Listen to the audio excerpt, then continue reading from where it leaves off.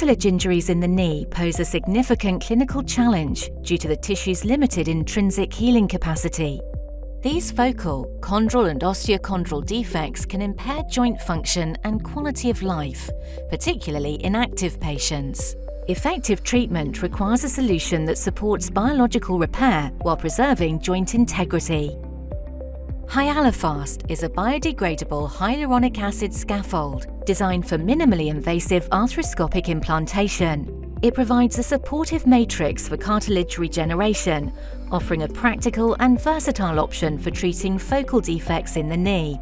This guide demonstrates arthroscopic implantation of Hyalofast for chondral and osteochondral knee lesions. Debride the lesion to subchondral bone and establish a healthy cartilage margin. Create stable, vertical borders to hold Hyalofast in place.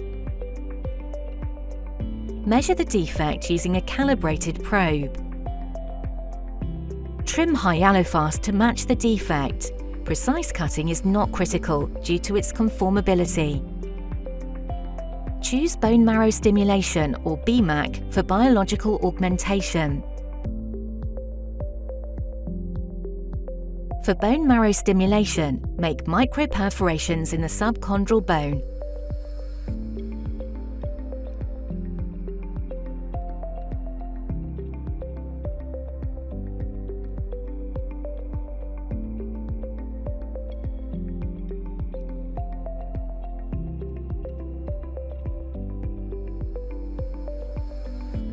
For BMAC, aspirate and concentrate the marrow, then load it onto Hyalofast before implantation.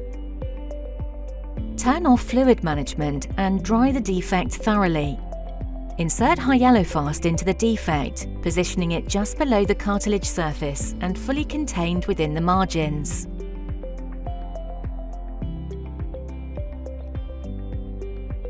Use side-by-side, stacking or thinning techniques depending on the defect size and depth.